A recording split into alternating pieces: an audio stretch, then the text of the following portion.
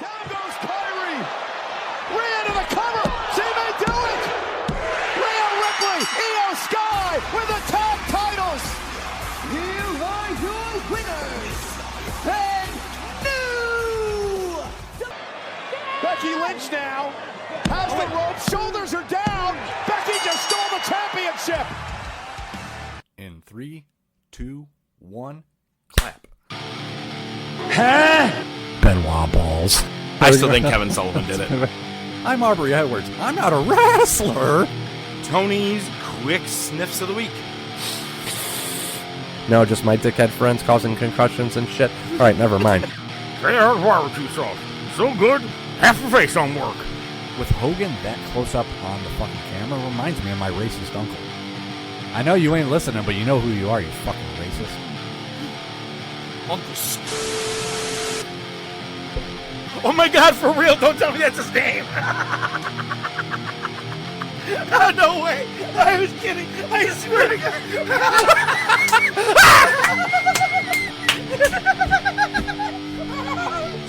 That was just the first thing that came to my head. It was the first thing. Welcome to the Top of Wrestling with your hosts ODM and the Professor.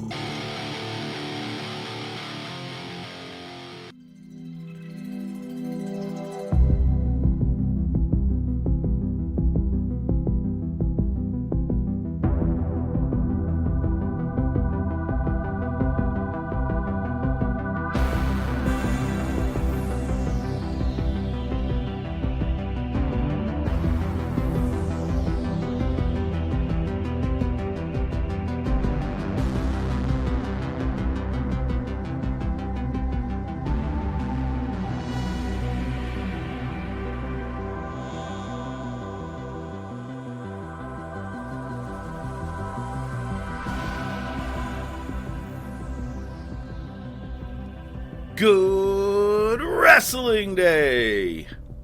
Welcome on back to the Top of Wrestling podcast. It's the first episode of 2026.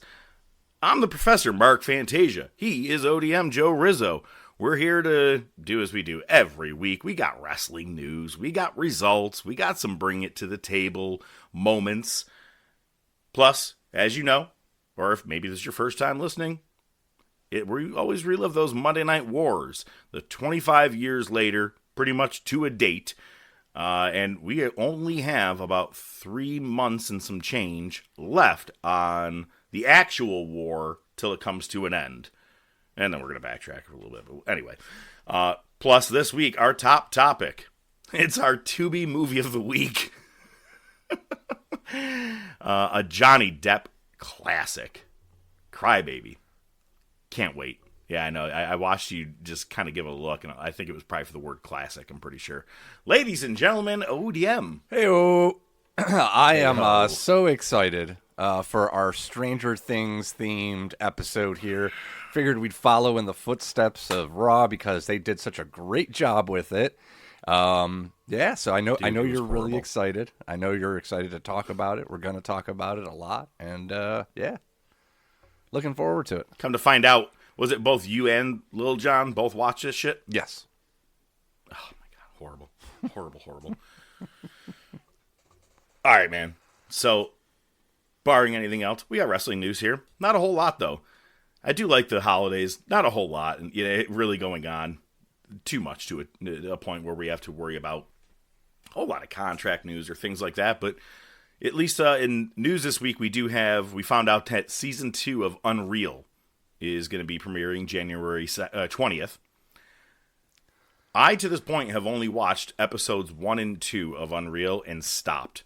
I never watched the final 3 or 4, however many were there. It was bothering me. Yeah, and I'm going to get even more pissed off now after this one. Why do you say that? And let me explain. Did you see the teaser for it? I did, yes. If R-Truth was a goddamn work this entire time and they planned it, I'm like, it was horrible because I'm like, and then what'd you do for him? You quote-unquote fired him for 1 week. He came back and shaved his head. Now we barely see him on TV at all. I liked him better when he was just doing the comedy shtick and just being him. Heyman, it opens with him. He's like, you guys know, I'm not a fan of this.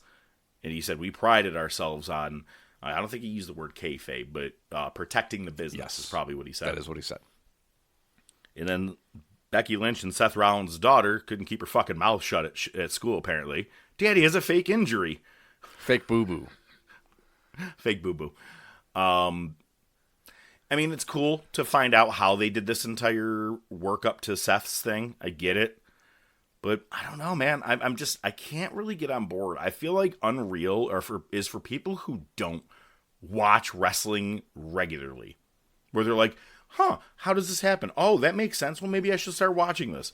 But to us who have been loyal fans throughout the years, it's like, there's peeling the curtain back, and then there's just videotaping it and showing you exactly what the fuck you're doing behind the curtain.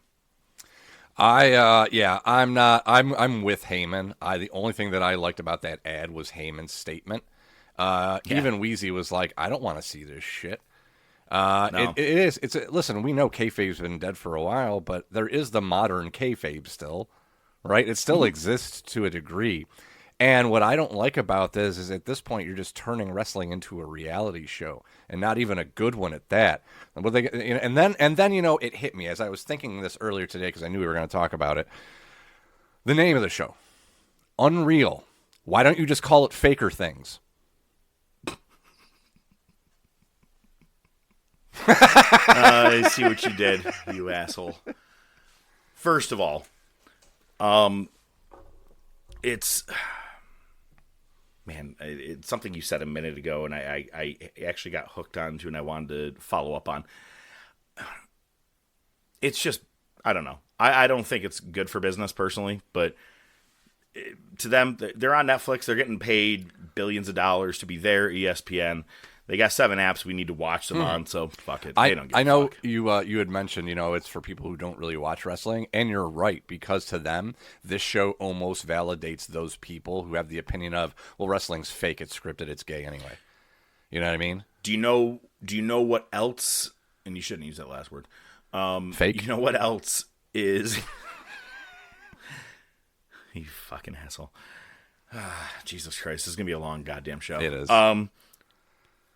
Man, that's the second time you've made me lose my goddamn memory of what I was trying to say. Oh, it reminds me of Total Divas. And that pulled a good amount of the curtain back, just even with that alone. I mean, a lot of it was scripted, like every reality TV show. And you know what? Even Unreal in some ways is probably scripted too. We're going to need you to stand in front of this camera here while Triple H tells you what you're going to be doing in this next match. Exactly. Right? Like it was purposely set up. And my wife liked that. Bo's wife, loved Total Diva. She's like, oh, that's why I knew who John Cena was. And they always like to make the joke. They're like, house rule number 484, because he did have a shitload of house rules when Daniel Bryan, Brie Bella, Nikki, when everybody was there. And people who didn't watch wrestling were into that show. So that's my exact reasoning of this, is that this is for people who don't watch. People who like wrestling, maybe they'll watch it, but people who are really, really into just the show itself and want to be surprised and just keep the surprise where it is, that's it. I didn't get as far to watch John Cena's heel turn on that first season. Right. Didn't want to watch it. Yeah, I don't blame you. I was like, fuck it. No. Speaking of another douchebag, I don't know how I'm going to follow up with that one. Brock Lesnar guy. You know, the guy who wears the same shirt and does the Brock Lesnar move. He was the one that when Brock Lesnar returned in 2012, did the same exact move that Lesnar does when the pyro goes off at the same time and sits front row at every goddamn show. He was also recently at World's End, and he was behind the announcers, and he had his fucking goatee, and he kept wiping from mustache to goat over and over. Just kept going like this in front of the camera. Just kept yep, you're doing it too, as I am. No one can see us, but we're making each other smile. But I was like, God, what a fucking twat. And then it was after that event, he films himself putting his shirt on a chair and saying, I'm retiring from going to wrestling shows. I'm no longer going to be going. I have other things to do in my life. I'm like, fine, fuck off. Yeah. No one liked you before. Why the fuck would anybody care about you now? I don't get You it. just had a name because you wore the same goddamn stupid UFC shirt for the last fucking 15 years. It's like green shirt guy's going to just take off his green shirt and put it on the fucking seat when he, For real. Exactly. Oh, it's annoying. Last week, we talked about how Kevin Nash was saying about, Punk's being lazy and he's wearing a shirt in the ring. Maybe if he's doing that, then he should hang it up. He's looking slow. Nash should never, ever, ever use the words, that person looks slow in the ring. Goldberg sucked, but Nash was slow as fuck. Mm-hmm. And I still, what was it, Cornette? What did I have to do? The boot, the powerbomb, and the hair flip. That's all I had to do. Like, just to teach he was slow Glenn Jacobs to be Diesel. Yeah, he was slow. He was slow before he got to TNA. You know what I mean? Yeah, dude, he was slow before he got to WCW. Are you fucking with me? He was slow his first run in WCW as Oz. That being said, CM Punk actually trolled Kevin Nash this past weekend at a live event. He was facing Bronson Reed in a match, and he kept teasing taking his shirt off instead of wrestling with it on. And finally, when he does, there was another one below it. So funny. It was tucked into his shirt, so you wouldn't be able to, or tucked into the shorts, so you wouldn't have known there was a second shirt. I thought it was hysterical. Mm-hmm. I don't know what their real relationship is like, but I like to imagine Punk wasn't extremely happy when, after just losing the WWE title at SummerSlam to Alberto Del Rio, after Kevin Nash powerbombs him out of nowhere, and he finds out that he's going to have the next pay-per-view match against Kevin Nash. He was hot as fuck at that time, or white hot as they like to call it. And Kevin Nash comes in and is like, I'd like to work with everybody right now. I like to think the narrative is Punk really doesn't like Nash, and Nash doesn't like Punk. The shit that they did in the ring, when he's like, click, click. You're right. He goes, you guys were the click. And that's the sound that everybody makes when you're on TV with the remote. Click, click. Oddly enough, that's the sound that your knees make. Click, click. So, I don't know what their relationship is like, but for Nash to be like, oh, he needs to hang it up, blah, blah, blah, blah. I'm glad that Punk did that at a live event. Good for absolutely. him. I wish he would have did it during the Raw match. That would actually make me laugh even more. Mm-hmm. I sent you, Lil John, several people, as long as you had a Facebook, this video of, it was a Lucha Mania show in Mexico. And this chick that was kind of Willow Bertha Faye-ish. Yeah, I think that's a fair description. Size, maybe, right? Yep. Went running, quote unquote, towards the turnbuckle, and some guy was in the ring. Not sure if it was the ref, her manager, no idea. Held her hand, and I was like, what is she going to do? Walk the rope like old school? No. She set herself up for fucking 17 seconds. Dude. Her knees buckled. She's like, oh, not ready. She tries to pump up the crowd, still holding on to the guy, by the way. Mm-hmm. And then finally, and she held on to him the entire time until she finally let go. And when she jumped, the other wrestlers were like, I'm not catching that ass. And they fucking, everybody kind of slid to the side. And this girl busted both of her kneecaps. Now, I don't know for real if she busted her kneecaps, okay? But she landed directly on both of her knees right after that move. No one cushioned the fall that much. Oh, God. Wrestling is not for everybody, man. I'm just saying it. No, I think she needs to hang it up. If you're that bad, that you just stay off the turnbuckles. Just don't go on the turnbuckles. Yeah. That's a good place to start. I'm already afraid of heights. If I was able to be a wrestler and I could do like a Braun Strowman thing, just be a monster in the ring and I don't have to deal with too many like crazy bumps, that'd be my ideal thing. Getting on the top rope? No. Yeah. Once I get up there, people like jump. I'm like, I can't. I'm up and I'm just frozen up there on the rope, just shaking until I fall and crotch myself. Injury news. Tyrannosaurus. T-Rex is injured again. Luchasaurus apparently was injured at the recent Dynamite taping or show and will be out of action for quite some time. So there goes Jurassic Park's big comeback.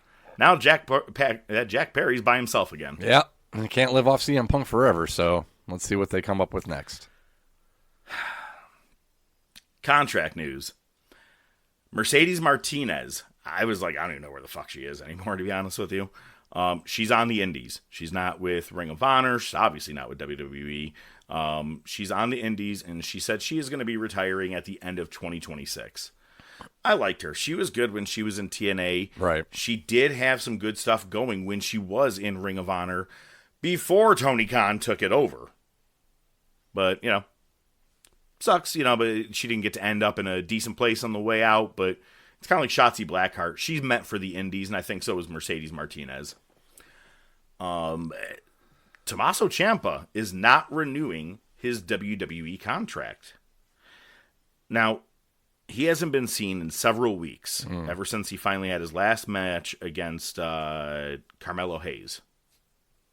Or no, Dragunov, before Carmelo won the title. I don't think he's going to make his way over to AEW, TNA, or anywhere else. I think, especially after that neck injury and the surgery he had back in, 2019, I think it was, some shit like that. I think he's probably just going to be hanging it up. However, wouldn't be shocked if they brought him over to AEW. And I'm like, unless you let him act like the guy who held Goldie, you know what I'm talking about? Don't bother signing anywhere else, man. You're just going to fall in the cracks just like everybody else does. Yeah, I agree. It's a damn shame, but I mean, he really hasn't been a draw for quite some time now, and all they're doing with him is that whole reinvention of DIY, and I think we're all sick of that at this point. So, yeah. It doesn't work for me, man. Yeah. DIY that was don't great work before for ODM. DIY was great before the 4 or 5 big matches that they had with each other. It's like they tried to kill each other. Now all of a sudden they're like, "Hey, buddy." Yeah, that third match, I think it was their third or fourth match, was the pandemic one where they just ended up in like. No, that was actually like their 5th match, that was Rebel versus Blackheart. I remember it. It was terrible. And it was so overly cinematic. Yeah. I was like, "Oh, this just ruined their feud for me." Yeah. I don't even want to go back and watch the first match. Yeah. Oddly enough, last week, in contract news, I always keep things up to date before we start. I won't say something if I'm wrong, or if I think I might be wrong. But at that point, it looked like David Finlay, Drilla Maloney, and Clark Connors were all heading to the U.S. Now, especially right after Wrestle Kingdom, it looks like New Japan is doing what they can to retain all 3 members. David Finlay was the higher up on the list, it seemed like, that they are really looking to keep. I'm hoping it's both, or all 3. I think they all fit very well there. However, I do think Finlay would do a good fit in WWE, but he's also young. He can't be any more than like 27, 28. So take your time. Do another year or 2 in New Japan. Make yourself more credible, and then come on over. There you go. So Konosuke Takeshita is actually going to remain with New Japan until the end of 2026 at the very least. So he's still going to keep things going with that promotion as well as AEW. Sweet. And during the commercial break on Raw, Javon Evans is officially a member of the Raw roster. Not to jump ahead too much, but with all the bullshit on Raw, you're telling me you couldn't have just snuck that in there somewhere? I know. Bullshit is an understatement, okay? I don't even want to fucking talk about Raw, to be honest with you. Stranger Things, it was stupider things. Sick burn. Thank you. I appreciate that. I've been working on it for days. Uncle Dave's claims of the week. Duh. I did call this. I'm not even going to bother putting it in the I called it bracket because it's almost like it's too easy. It's kind of being like, this person is going to... Moxley's going to bleed. Done. Thank you. Wow. I couldn't even come up with a fucking good example because because I watched you do it's too easy with your hands over there. I'm just distracting y'all all day here. But he gave Jon Moxley and Kyle Felcher from World's End in the semifinals match a 5-star ranking. I knew it. I knew he was going to. Mm-hmm. However, was pretty much the hottest match on the card. Sure. Funny enough is that, remember that whole William Regal thing where he was like, oh, especially Felcher falling on his head, things like that.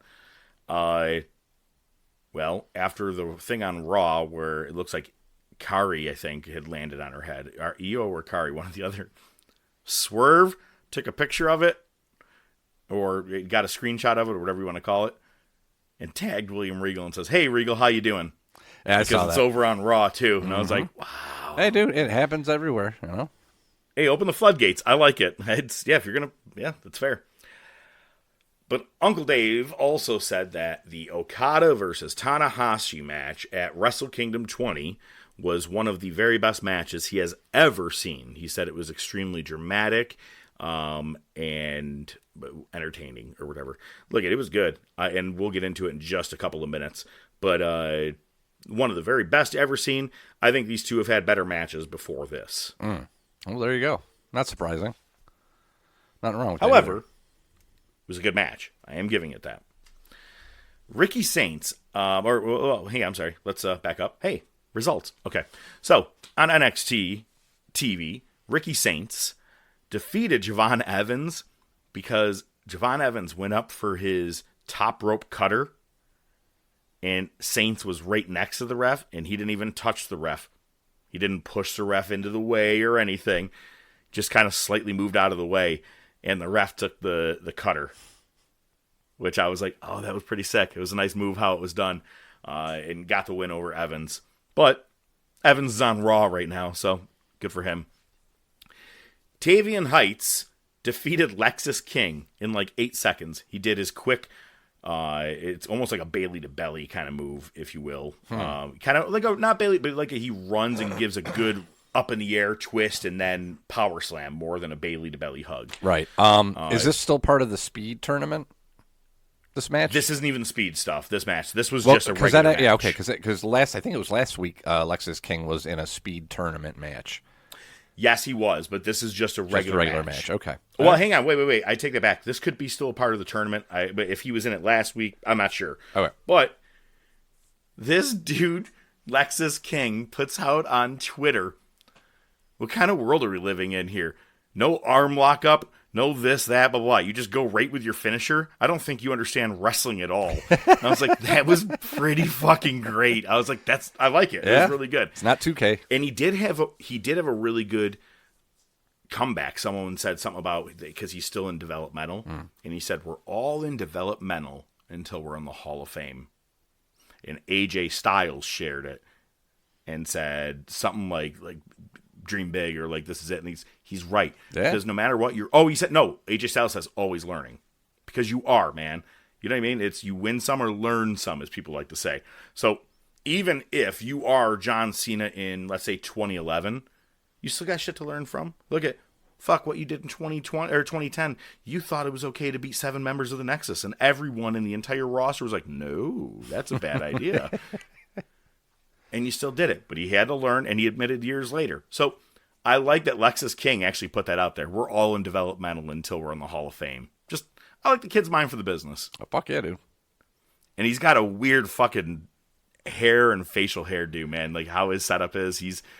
It's unique, and I like it. Nobody else has it but him. Yeah, and it's kind of like a modern day amped up version of his dad, without being his dad, right? Yeah. It's not a look-alike, but you can see the inspiration in the genes, Oh, you can see the mannerisms 100%. When he's in the ring, you're like, it's Brian. Like, you can actually see it for real. So, on Dynamite, Freddie Monet starting to drop left and right. She dropped the TBS title back to Willow Bertha Faye, and that actually ended up closing Dynamite. So, kind of cool, which I think is, good for Willow. Look at as much shit as we call her Willow Bertha Faye. Willow Nightingale actually does work her ass off, and she's actually a pretty decent wrestler. Right. One of the better on the AEW roster. That's saying a lot. Not saying a lot. Yeah. But Jinx. Stranger things have happened.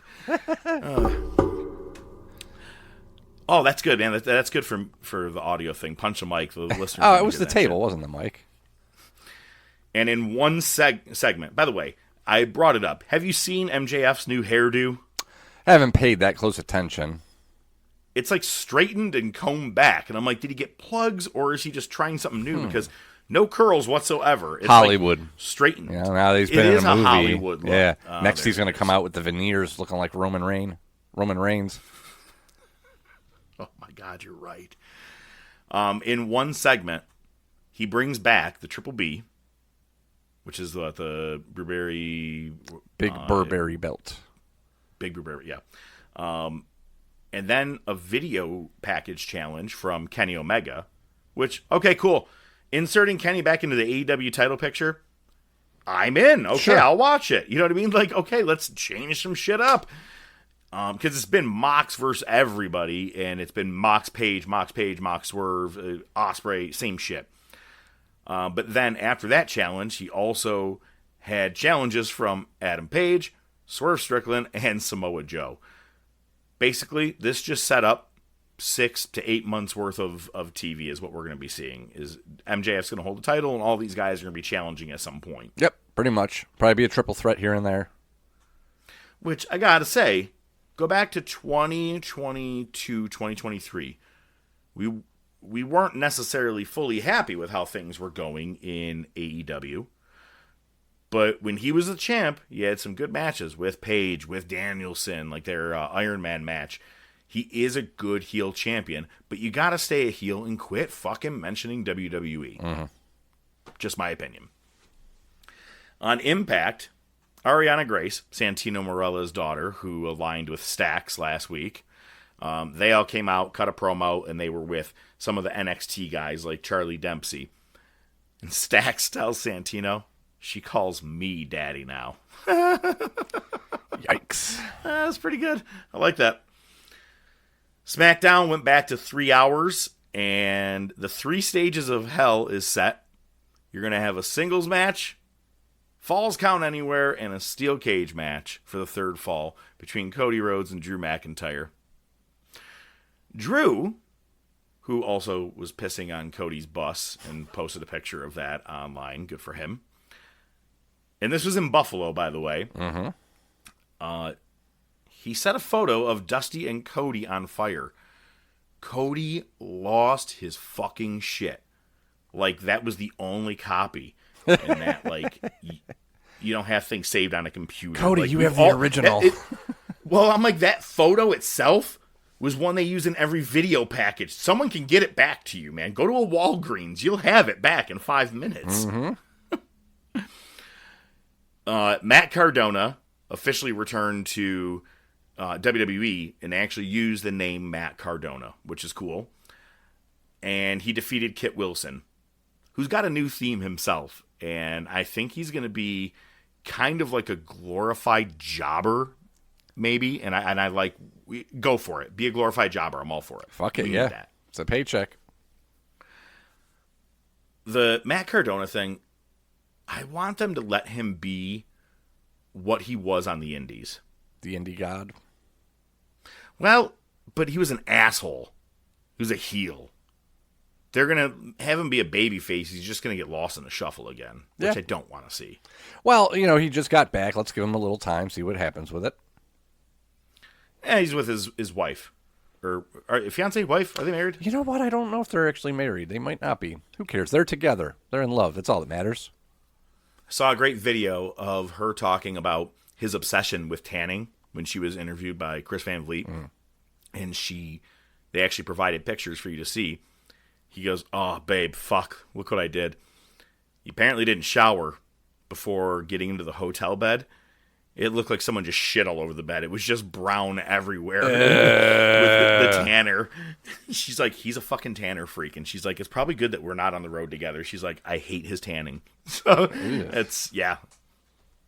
Woo, woo, woo. Woo, woo, woo. Giulia won back her U.S. title, the one that she defended once, to Chelsea Green. And she won it back from Chelsea Green. I like to think there's bigger things on the horizon for Chelsea. Maybe a Royal Rumble win, maybe something better, maybe a World Championship contendership. I hate that she already lost the title, but you were raising your hand because you like Giulia. Yeah, I mean, I just wanted to see. I was expecting something more from Julia than we've gotten. But I found something out about her that I did not know, and I find quite interesting. She was born in London, England, and she is half Japanese, half Italian. Really?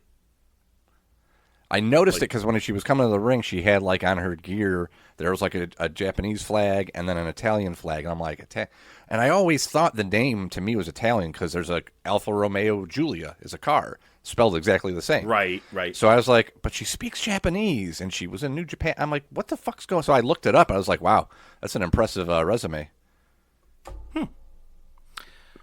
Did not know that. Look at you going deep into the details for us. Yeah, stranger things have happened. I swear to God. You're a stranger, Mark. And then in the main event, Damian Priest defeated Aleister Black in my least favorite match. Well, next to the either Kennel from Hell or the Singapore match. An ambulance match. I hate these fucking matches so much. Zelina Vega got involved, as did Rhea Ripley. And this is great. Did you happen to see... And I called it out about Bronson Reed doing it just a couple of weeks ago on Raw. And then Zelina, her and Rhea had a little back and forth on Saturday on Twitter. And she wrote, Spinal. Yeah, my back is broken. Spinal. And I was like, yes, people are using this. I love it. It's like 15 years old, but it's still amazing. It's one of my favorite things. Bringing it back. I'm sure I brought this up to you, but dude, watch a compilation of Mike Tyson talking to to just interviewers and how he reacts to things. The guy's like, well, you were on a rape charge. He's like, you're a real fucking piece of shit. You know that? Go fuck yourself. He's like, we're live, Mike. He goes, I don't give a fuck. Go fuck yourself. I'm like, God, he's awesome. I love him. And he always said it so calmly. He like never breaks stride. Yeah. Doesn't like raise his you're voice a piece or of anything. shit. That's it. No, I just want you to know that. So, well, you don't want him to get mad. No. Okay, so Wrestle Kingdom 20. I'm only going over 3 matches, really, to be honest with you. I did skim through a lot of the show. It was pretty cool. Really cool entrance for Andrade, by the way, in front of such a huge fucking crowd. Right.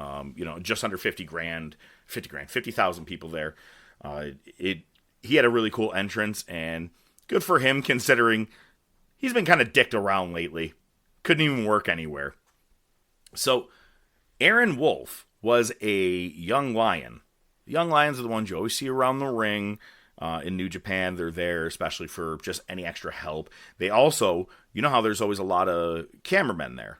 People always doing pictures, right? Japanese guys doing their pictures.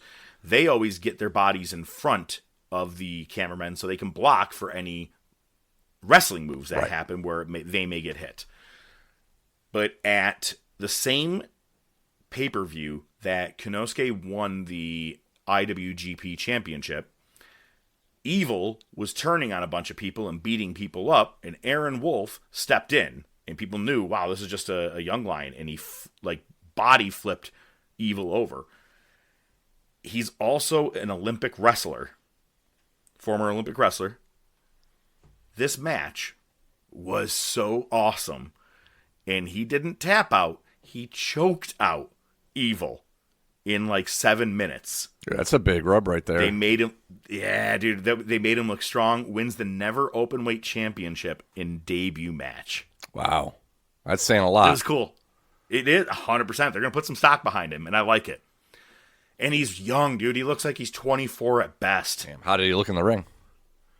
Pretty good. Yeah. Kind of reminded me, stiff-wise, kind of like Vader-esque, we'll say, at least a little bit.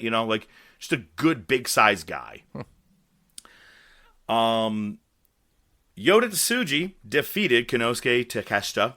God, that was close. That was. Retaining his global championship, but also winning the IWGP Heavyweight Championship. I texted you. I said, do you want to see this? And you said, I don't have time. I'm like, all right. Dude, I already think I want to put it in the category for next year's match of the year. This year's match of the year's. 2026's. It was good. It was a really good match. Slow start. But then some of the things that were going on, the ring psychology, Yoda kept selling his right side of his neck from one move that happened that I actually thought the motherfucker was possibly hurt. until I saw him like amp up and do a bunch of shit and get hit there, Right. and then not. But like for a couple minutes, the ref checked on him, and Konosuke went back in the ring, and they kind of had a long pause. I'm like, oh fuck, is he hurt? Real or not sure how it went, but he sold it really well. And during the match, Konosuke was wearing a red armband. It was Shinsuke Nakamura's. Yeah, I saw it on Twitter or whatever, yeah. Nakamura wanted to be there. And he said in some interviews, Tanahashi said, I wanted him to be there. He didn't say as an opponent. I'm not sure if he really wanted him as the final opponent. He said he was one of his biggest rivals. But he wanted Nakamura to be there, and Nakamura said he did everything he could to try and be there for it. Funny enough, he was used in a 1-minute segment speaking Japanese with Tama Tonga backstage in Buffalo on Friday night. That's what they needed him for. Could have pre-taped that. Or not even used or it. Not no even one done needed it. it. Yeah. I still don't know what the fuck they said. It wasn't translated, so it made no difference to me. It bothered me. I was like, I wish that Nakamura could have been there. Because the pops for some of the people that came out during the ceremony was huge. So Okada does defeat Hiroshi Tanahashi. Okada, over the last 2 years, being a heel in AEW, every time the camera does the back up and they zoom in, normally he does his arm things out, but the last couple of years, it's a flip off. Right. And the Tokyo Dome, he went back to the original, and the crowd lost their shit. Fuck yeah, dude. You have to. When he went to the original of it, they're like, oh, yeah, all right, yeah. And at one point, Hiroshi Tanahashi paid tribute to Katsuyori Shibata with a chest kick while you're sitting on the ground, and a Bomie, or what is a Kinshasa in WWE.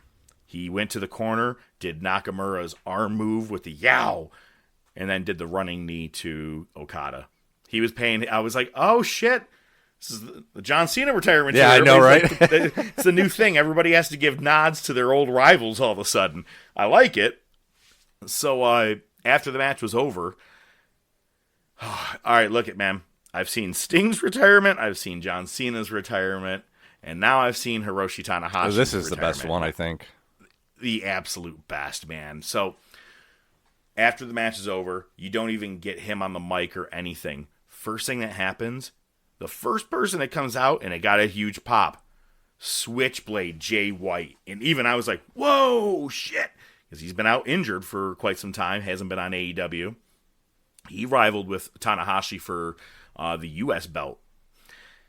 And everybody, when you get to the ring, there were wrestlers all around the ring, and they were all wearing a very special tribute t-shirt that was for Tanahashi. And the person that kept handing off the flowers was El Phantasmo. He was there with other people and would pass them off. So as you got to the ring steps, which were always in the center, right? They put him in the center right there. He would hand you the flowers. You go in, you hand him to Tanahashi, and then you turn and you do the Tanahashi pose, which is kind of like showing your dick size, to be honest with you, with the finger and thumb thing. No shit. Anyway, so you do that pose with him, and then he hands his flowers off to someone who's making a collection for him, and then another guy was coming out. So after Jay White was Will Ospreay, which as soon as a dun-dun-dun-dun-dun-dun, again, crowd, like, I don't know if they knew what to expect for this, but I thought it was pretty cool. Now, apparently they haven't had a big retirement thing like this since Antonio Inoki. And I'm like, I'd love to get my hands on that event and see if that's what this was like to all of his former foes coming out. Right. Then you hear Kenny Omega's theme, his New Japan theme, and he comes out, good pop, and then comes limping out Kota Clunky Ibushi. This is big. He's been banned from New Japan for the last, 3 or 4 years. Banned. Because of all that shit that went down, everything, several years ago. They were like, well, fuck it. For this, come on in. He was in a lot of pain. Excuse me. He was in a lot of pain because he just, I don't know if he's had that surgery yet or if he's rehabbing. He made his way down the ramp, but it's a long ramp, and he had to stop halfway, and Kenny stopped with him. And he got in the ring, Tanahashi was crying. The more each person came in, he was crying harder and harder. Then you hear Katsuyori Shibata's music hit. I think Shibata's was the coolest. So what they did. He comes in, hands him the flowers, says something to him, and then backs up and just takes off his Ops t-shirt, his AEW Ops shirt, and wipes his feet real quick. And they both look at each other. Tanahashi sets down the flowers. They lock up and both give each other 2 chops apiece, and then just the biggest fucking hug. And I mean, Tanahashi was bawling after that. I was like, dude, like I'm The Rock right here. I'm literally getting chills, and I'm wearing a fucking sweatshirt right now. It was a cool moment. I like that one. And then 2 guys who were at ringside who do commentary, Keiji Muto and Tatsumi Fujinami, both got in the ring as well. Everybody did a pose with him. Then, what's that? You know who Keiji Muto is, right? Great Muto. Oh, okay. You kind of just blew by it. I thought you would have said that. My bad. I'm sorry. No I figured you knew who it was, and I didn't need to re-explain everything to you. You know how it is. So, then they all did one big picture with each other, which was cool. They all leave the ring. I'm like, oh, here's where Tanahashi is going to give a speech. And then Tetsuya Naito's fucking music hits, which is another guy that has left New Japan, was not on good terms with them. He's Tranquillo, right? Like, Tranquillo. I can't fucking... Tranquillo. Yeah. And because that, man, this dude took easily 1 to 2 minutes before he came out. Let the music just keep playing. He let Bushi, his tag team partner, who is also now a GHC tag team champion with him. They won the tag titles just a couple of days before Wrestle Kingdom. They finally come out. Naito does his move. He gets Tanahashi to do, not his move, but his pose. Gets Tanahashi to do the pose, the Los Ingobernables, where you go from the chest to the air with your fist. And then Naito gave a speech. I know, obviously, not much Japanese. So there was that. So he leaves, and then just as Tanahashi gives his speech real quick, he goes to leave, and ELP goes, no, get back in the ring. And this is all pre-planned, right? Maybe, probably, but it was awesome how they did this. They lift up the apron, and they grab something, but nothing was in their hands. And they throw it in the air. It's the air guitar. Tanahashi starts hitting it. And when he does, when he gets done, he kind of throws it out to the crowd and goes to leave. And they're like, no, another one. They did it like 3-4 times. But every time his rocking out got harder and harder. And then he slammed the guitar on the ground. And as he kicked it, it was perfectly timed where someone hit a guitar and you hear bling when he kicks it and shit. It was really... Because, that's what he was. That was just stick, the air guitar, right? Right. Yeah, the guy that looked like... what was it, fucking like Freddie Mercury a couple years back or whatever. Zorro, and he sang on his way to the ring. Everybody has weird sticks in Japanese wrestling, and it's okay. His was air guitar, and the crowd was eating it up. So he did it one last time, got on the mic, said something, and then as he got towards the top of the ramp, there was this cart. Not like WrestleMania 3 kind of cart, but it looked like a royal kind of cart. Really, it was just like a flatbed that had golden cardboards on each side. But they fucking had guys roll him around the entire Tokyo Dome arena in that circle, having him wave to everybody a goodbye. And I was like, now that's the way you fucking go out. However, before that, this is the part that got me. When someone dies, what is the proper tribute for a wrestler? 10-bell salute. Yep. After Tanahashi said all of his words, they turned off all the lights in the goddamn Tokyo Dome except one spotlight on Tanahashi. And they did a 10-bell salute for his career. I was like, holy shit. I go, yeah, John Cena wasn't shit compared to this. This was outstanding. It was so good. Beautiful. And I really mean that. It was a beautiful fucking tribute. And I'm not even the biggest Tanahashi fan. I said he was the John Cena, perfectly said, over, this show many times. And he was John Cena in Japan. I liked him. Never had an issue with him.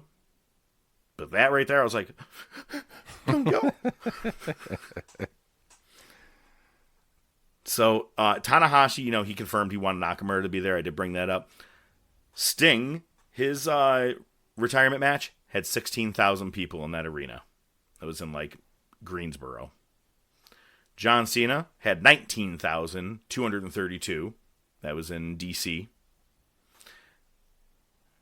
Hiroshi Tanahashi had 46,913. Jesus. Combined with Cena and Sting, you still couldn't touch Tanahashi. Well, yes, but there's some things to think about. What was the pay-per-view that Cena retired on?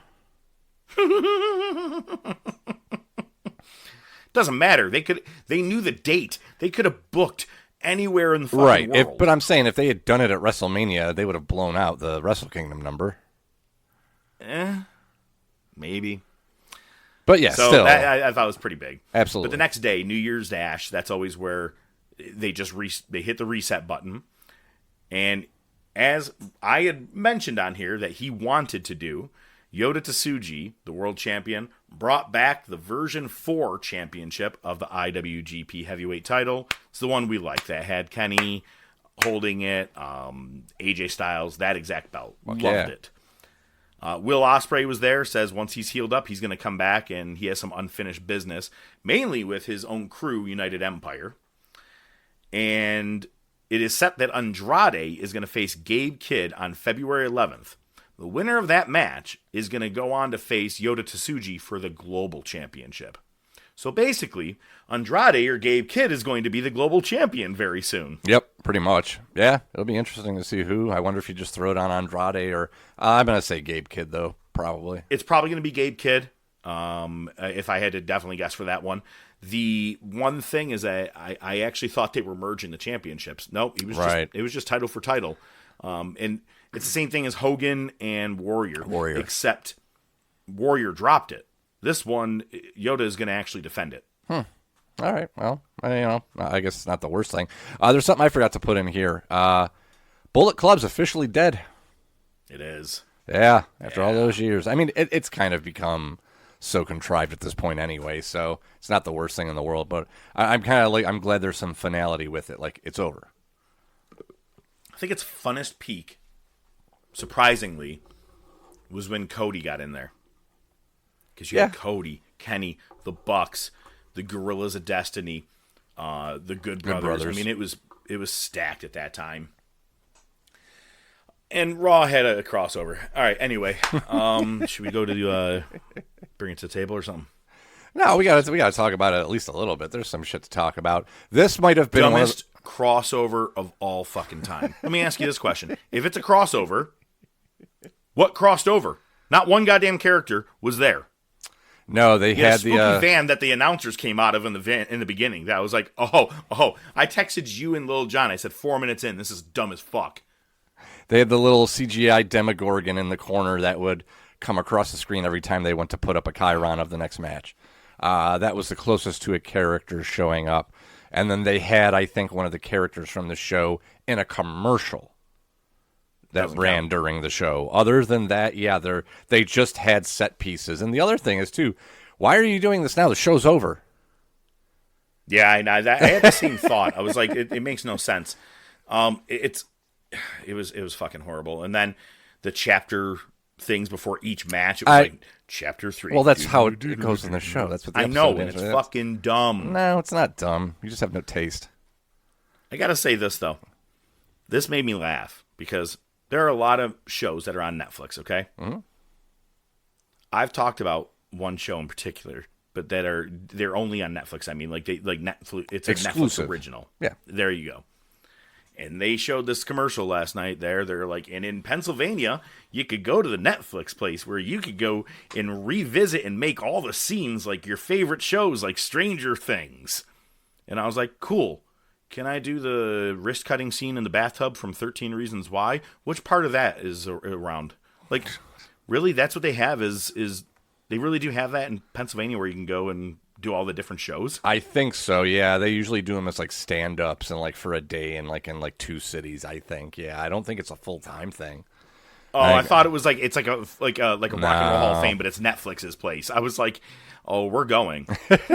I'm sure they have some restrictions on things. I texted you and Lil John. I said, yo, if I wanted a crossover on wrestling, I'd rather General Hospital and Barney on here tonight than this Stranger Things. It was stupid. Yeah, I mean, any crossover really just typically doesn't work unless there's a wrestling aspect to it, right? So, I mean, yeah, it was just out of place. And since, it was Stranger Things has a lot of supernatural aspects to it. So, how exactly and the White Six weren't even there. So, what was the point?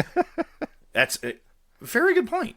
And it's funny because, like, I hate it, like, when you're watching one of your favorite shows and they do a crossover. Mm-hmm. Like, I like watching Law & Order SVU, and they're like, next week, it's going to be with Chicago Fire. I'm like, why? Yeah. Well, I don't know those guys. Yeah. I don't want to listen to them. I'm with you 100%. The only one that I like was, so the guy, Matt Groening, who did The Simpsons, he also did The Critic with John Lovitz. I don't know if you've ever seen any of The Critic. Yeah, I remember that. I love that fucking show. I thought it was so good. They did a crossover on The Simpsons, and all they did the whole time was made fun of the crossover.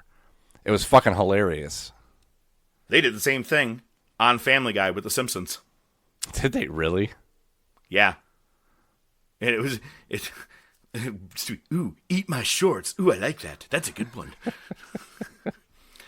So, by match number 2, I knew where the ending of the night was going. But Rhea Ripley and Io Sky defeated the Kabuki Warriors. Just fucking get it over with.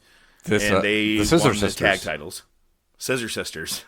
This whole, like, I feel like this match was outside during the summer when it's really humid.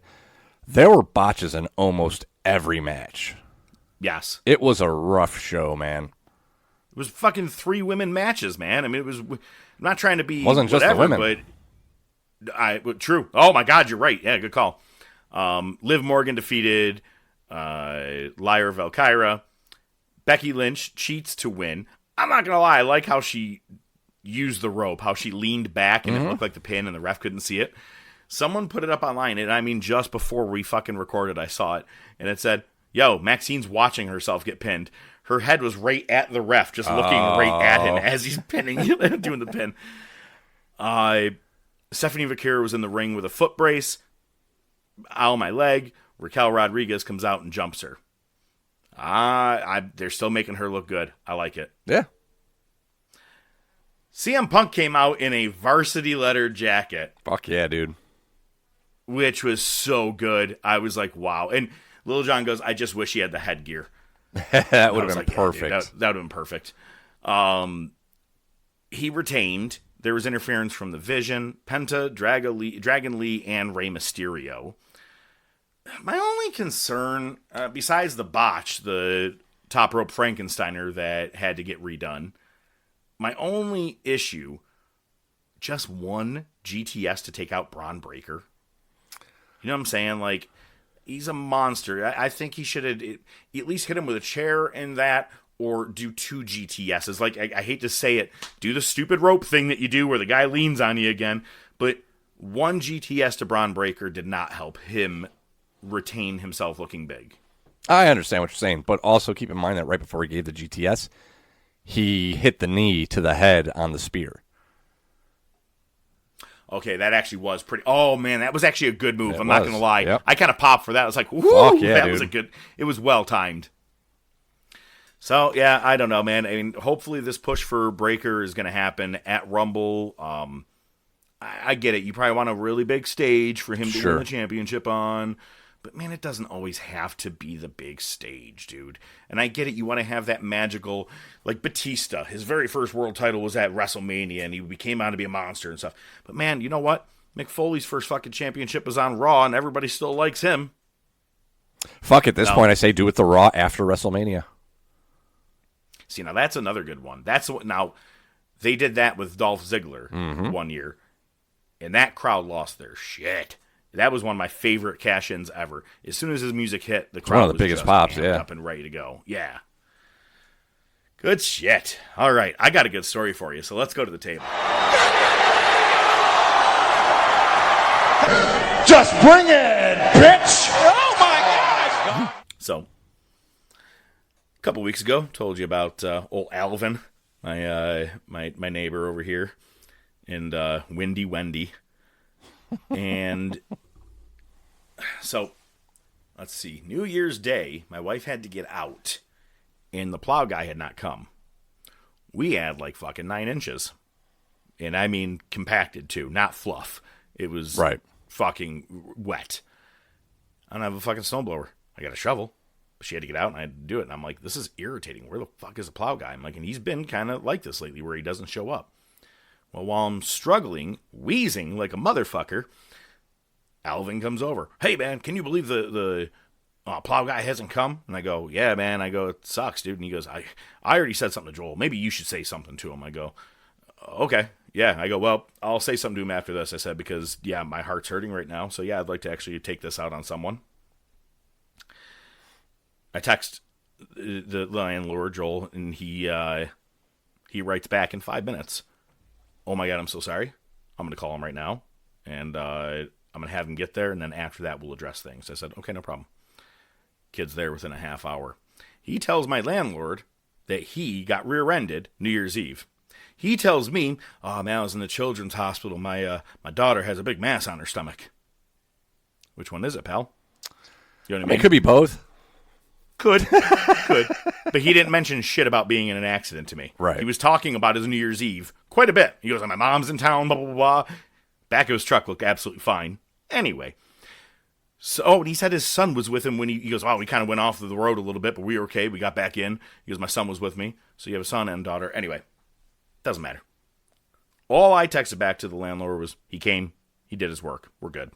And I got the blink camera in front of the house, and I saw him showing up and everything. Well, last night, his lights are flashing outside. I go, oh, he's here to plow again. Let me go back my car out so he can get into my part of the driveway. Like I told you, there's like 5 houses. It's like a spider driveway set up here, like a weird web. And I back up, and I go, he's just not doing anything. Where the fuck? I go, oh, he's inside Alvin's house. What the fuck, dude? And I'm sitting there. I waited for about a good 5-7 minutes, and I go, yeah, no, I don't have patience. I beep the horn, and he comes outside and walks right up to my car and goes, hey, man. I go, yeah, I was backed up. I saw you were still inside there over there. And he goes, well, I'm not doing anybody's things. I got fired today. I go, what? He goes, yeah, apparently because some guy had to shovel his wife out the other day. The landlord's really pissed off with me about it because I didn't come and get here on time on New Year's Day. He shut up, by the way, at 1 o'clock, and it was fucking tall fucking shit. I'm like, you were either hungover or whatever from New Year's Eve. He goes, yeah, I just lost my job. And I go, Jesus Christ. And he goes, I'm just trying to figure out who did it. I go, I don't know, man. My wife got out, no problem that day. I'm not going to be like, it was me, motherfucker. I'm the one that was like, yeah, I got to shovel my wife out of this. 42 years old. I can't do this fucking shit. Tough break. You got a fucking contract. Show up and do your shit. He only showed up twice out of the entire year so far, and we get raped with snow up here in the North Country, man. I mean, like, hurt. Mm-hmm. So if Alvin didn't use his piece of shit truck and his big baggie of pre-rolled cigarettes, I don't know who would take care of our shit. But apparently we got a new guy. He showed up again, or showed up later last night and actually cleared things out. But, yeah, I was like, I'm pretty sure I just got this kid fired. Yeah, he got himself fired. Fuck all that noise, Jack. Fair enough. All right. You just made me feel better. What are you bringing to the table? Well, I just wanted to take this opportunity, this being our Stranger Things crossover, I thought it'd be a good time to kind of review Season 1 start to finish. Oh, my God. So let's start with Season 1, Episode 1. I'm out. Fuck this shit. Oh, man. So it already? It's so funny because last week... Is this the one where Winona Ryder steals things from the store? Yes. And then she actually, the next episode, she actually returns them. It's weird. I don't know why. Yeah, it was just hilarious because last week you were so calm and nonchalant about it. You're like, yeah, I just hate crossovers, and I watched Season 1.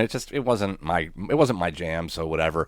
And like last night, you're like, I hate this fucking show. It's so dumb. Fucking nerds. I know, and you guys were like, you're a Mark. I'm like, I'd rather be a Mark than a John. To little John, I'm like, you pay for sex. Marks don't. Yeah, Marks pay for sex too. Sometimes we can smell our own. I will say, my favorite Stranger Things moment. Mm. What's his name? David. What? The sheriff guy. In his the character, not the actor's name you're talking about. Yes. I forget his name. Yeah. Doesn't matter. Hopper. When he is accepting a speech, or he's giving a speech, accepting an award, and the entire cast is on stage. Harbor. Yes. Winona Ryder is in her own fucking world on mushrooms or something where she's seeing things and looking all over. Have you seen this one? No. Are you fucking kidding me? Like you're saying they're at an like, award ceremony, David Harbour is accepting an award, and Winona Ryder's just staring out into space? Oh, yes. Yeah, I've never seen that.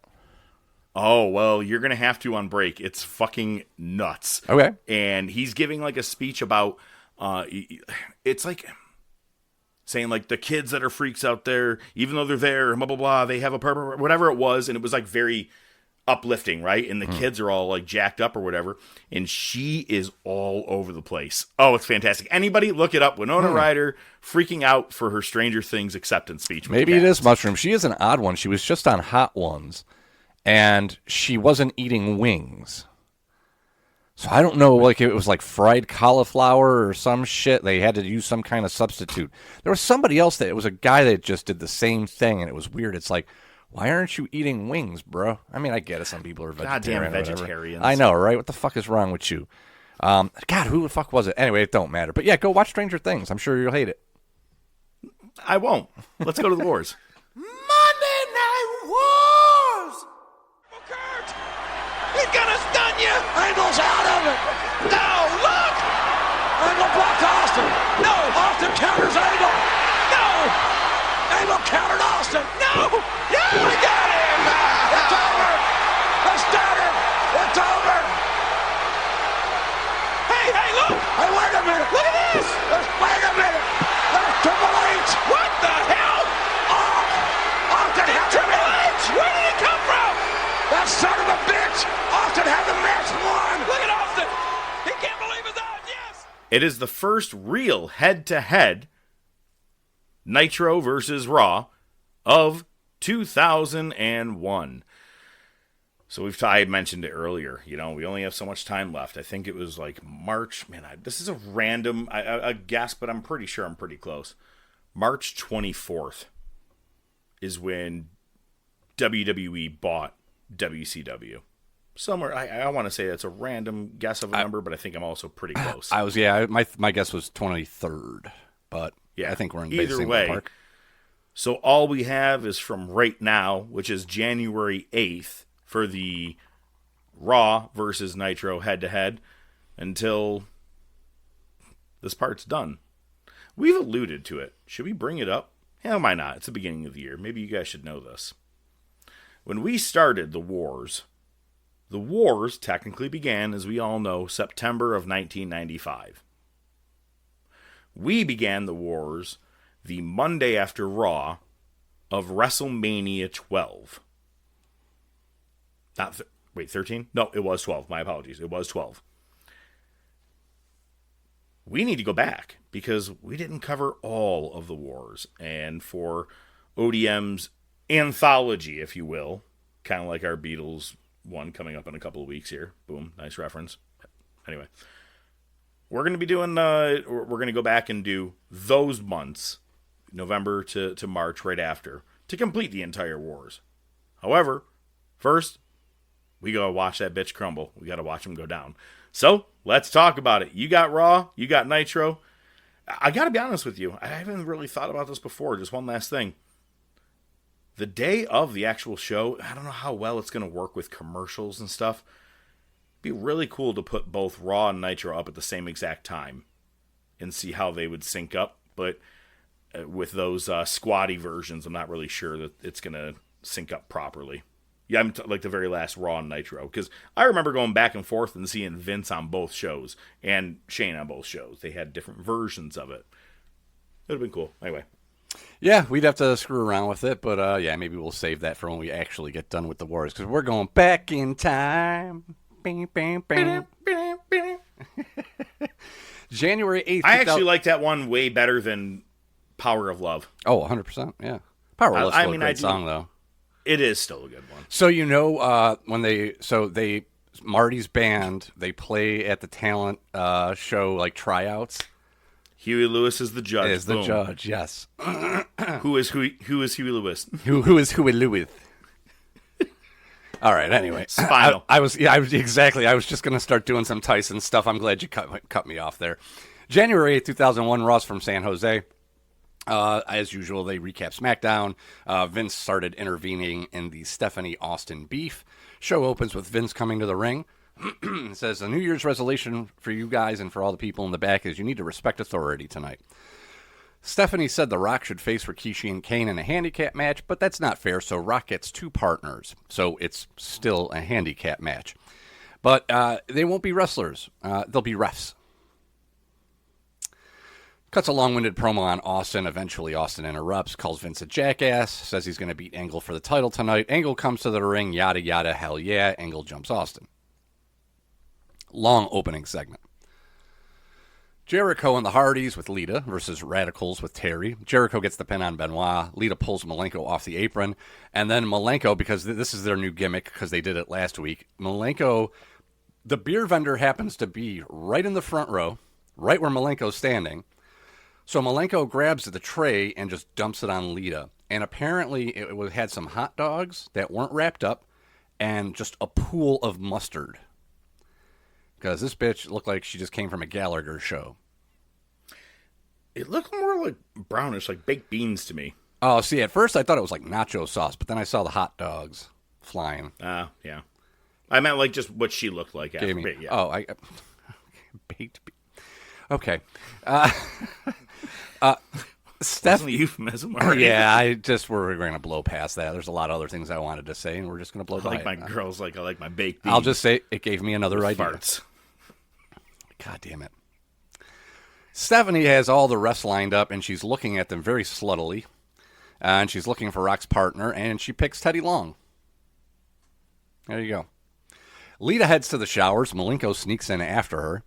And then we can hear the shower running, and they've got the shot where it's the black curtain, but it's see-through a little bit, so you can see Lita's outline as she's showering. Her silhouette, yep. So, yeah, even more than her silhouette. You can see, like, the tattoo on her back. So Malenko peeks in, and then he's like, I'm just going to walk up in this bitch, and he does. And he is surprised when she's like, get the hell out of here. And then the Hardys jump Malenko. Chyna did an interview with Michael Cole earlier in the day. Still not sure about her return to wrestling. And then we get Billy Gunn versus Val Venus in a lumberjack match. Gunn wins, and it turns into a brawl with all the lumberjacks, and they use that as a promotional material for the Rumble that's coming up. Kane and Rikishi versus Rock, Teddy Long, and Jack Doan. Kane gets DQ'd for using a chair. The rest eat shit. Taker makes the save. We cut to Vince and Stephanie in the locker room. Stephanie's pissed off that Taker made the save, and Vince says, Taker needs to learn respect as well. So on SmackDown, we'll have a fatal 4-way. Rikishi versus Kane versus Taker versus Rock.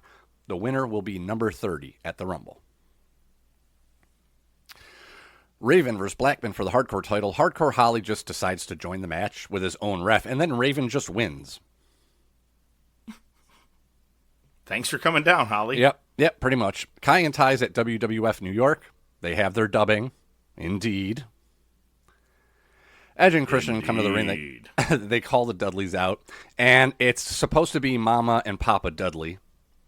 It's an old white lady and an old black dude dressed as the Dudleys. Then the Dudleys actually come out, hit a 3D to the old man. Bubba gives the 1,000-yard stare to the old lady. They hits her with a body slam. They do the what's up thing where Devon does the headbutt off the top rope. And then they give a power bomb through the table to Mama Dudley. And King, with the line of the night, says, he got wood on his own mother? Can that please be the name of the show? Young girl, get out of my mind. That's Lawler's favorite song. Well, that's actually more Young Boy. No, we're not talking about Patterson. Better run, girl. We got back to Vince and Stephanie. Vince asks Stephanie to get him some fresh coffee, and when she comes back, she hears the toilet flush, and it's Trish. So Steph books Trish in a match. It's going to be Test versus Albert and Trish. Vince says, no problem. And Steph turns to Trish and says, I hear you're used to 2-on-1s. Gives me another idea. She's like, yeah. And? Jealous? We get an ad for Tough Enough applications. Yeah. I was too young to send in, man. Yeah, probably for the best. They said junior year of high school was too much. Yeah. Or not enough. All for the best. Trish and Albert Imagine versus... what I could have been. Yeah. Dead. Dead in a week, son.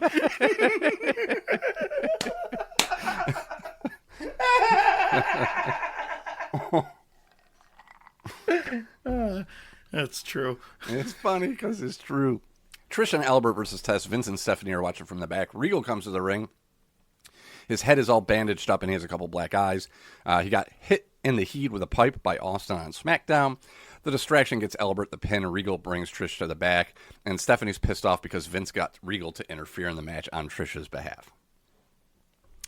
Main event, Angle versus Austin for the world title. Regal comes out with the pipe, but Austin cuts him off. This was a solid match all around, I think. With Austin, it never, it's funny when he was not popular, when he was kind of a nobody, or even stunning Steve in WCW, you got to really see the guy wrestle and realize what a good wrestler he was. And by this point... I just watched him versus Sting just the other day in WCW, and I'm like, damn, never saw him like that in WWE. Yeah, for real, man. He's fucking a great wrestler. So, we're at the point now where it's more about his promos and his attitude than his actual wrestling. Totally. But Angle really got something out of him in this match. Is it a 5-star? No. But, I mean, it's still a solid match for, a main event on your weekly show. Stunner, and then the ref gets pulled out at 2.5 by Triple H. And he's got his Game Over shirt on. Triple H takes out Hebner. Austin calls him in the ring. They brawl. Triple H hits Austin with the steel pipe 3 times, busts Austin open. And he's got Austin on the announce table, and he stands over him doing the pose. And we hear Triple H's new music. My favorite. It's time to play the game. It's still my fucking favorite. Because if you don't remember, if you not have, it's not like we talk about their themes that often, but all about... Up until now, it's my time. It's my time. It's the my time is time. I still like that one too, though. No, honestly, I kind of wish he would bring that back every now and then. Like he brings that and the King of Kings, the Bow Down to the Kings. I'm like, bring back my time every now and then. I kind of liked that one. Anyway. It's funny you mentioned about Angle bringing a good amount out of Austin. That's going to continue. Unfortunately, we're not going to be covering it at that time because we're going to be moving backwards. But at the end of this 2001 year, or midway through, it's the invasion angle. And that's where Austin and Angle, they work together. They do a lot of comedy shit together. They also end up having several matches together heading into the end of the year where Jericho becomes the champion from both companies. We're not going to get there, but I did like that Angle really does bring a good amount out of Austin, and I'm glad that you brought that up. After these messages, we'll be right back. I need you to fight one last time. Life has been so unfair to you. Your childhood was taken from you. You've been attacked, manipulated by terrible people. But you never let it break you. Fight for the days on the other side of this. Fight for a world beyond Hawkins.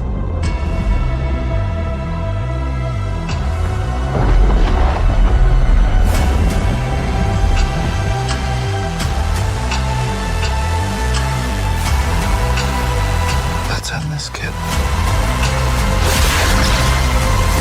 Mother of God.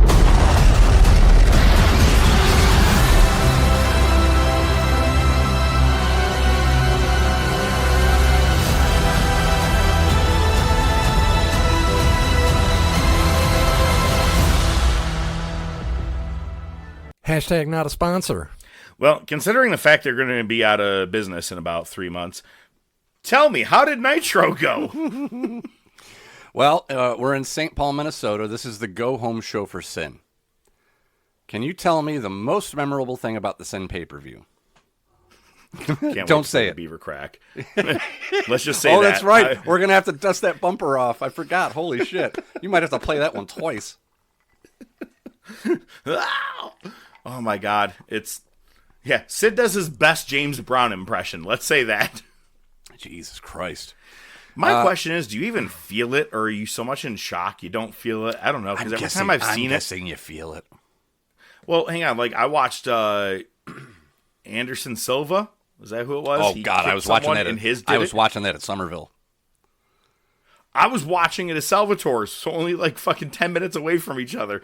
But I was watching at the bar there, and he didn't look like he was crying in pain. He was like, oh, man, that fucking sucks. Yeah, isn't it their family, though, that... Oh, no, it's a different family. Never mind. Yeah. We'll look into broken legs later. Yeah. How about Nitro? Well, Disco Dick Nuts is on commentary tonight. Hooray. Flair comes to the ring. He has security with him. He talks about Sanders being commissioned. He's like, how did you even get the job? So you're going to defend that job against Cat at Sin. They did this already, but sure. Sanders is watching in the back. And Flair says, I don't know who to put in the title match, Jeff Jarrett or Sid or Jeff Jarrett. So Jeff Jarrett comes to the ring, says, I already got my spot for Sin. It's a triple threat title match. I'm only there to protect, only there to protect Steiner. And Flair says, oh, so if it were just, the two of you, you're just going to let him beat you? It's like bullshit. And Flair says it's not going to be a triple threat. Steiner comes out. Flair says it's going to be a four-way. It's going to be Steiner versus Jarrett versus Sid and Flair's mystery man. Flair's just trying to drive a wedge between Steiner and Jarrett and books them in a title match tonight. Yo, this guy over here is having a fucking... You got something caught in your throat there? I shouldn't be fucking with you. I'm sorry. Yeah, your mom's pubes.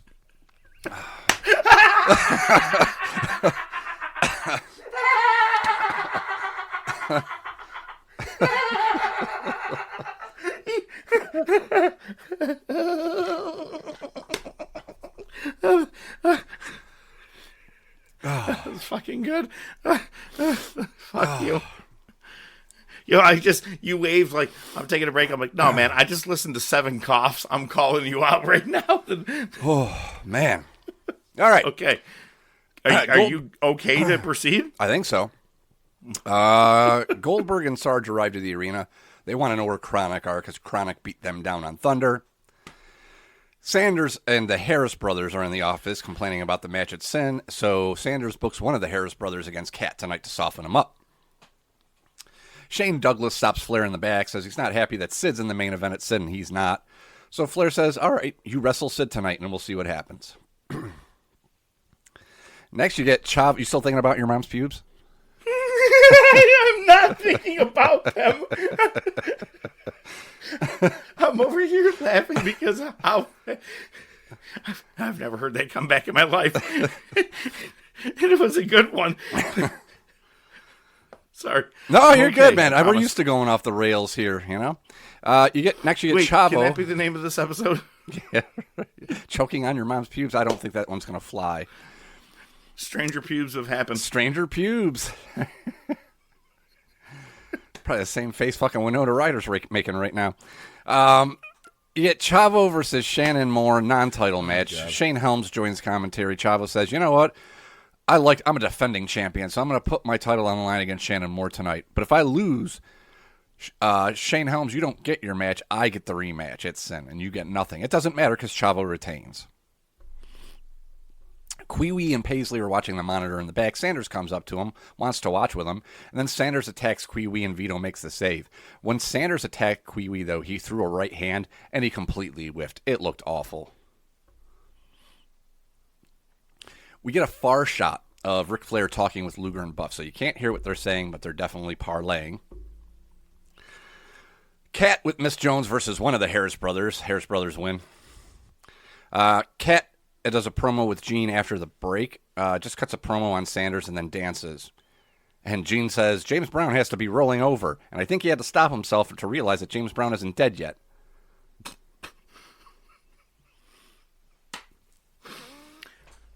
How close in time was that mugshot of his? Oh, that's a good question.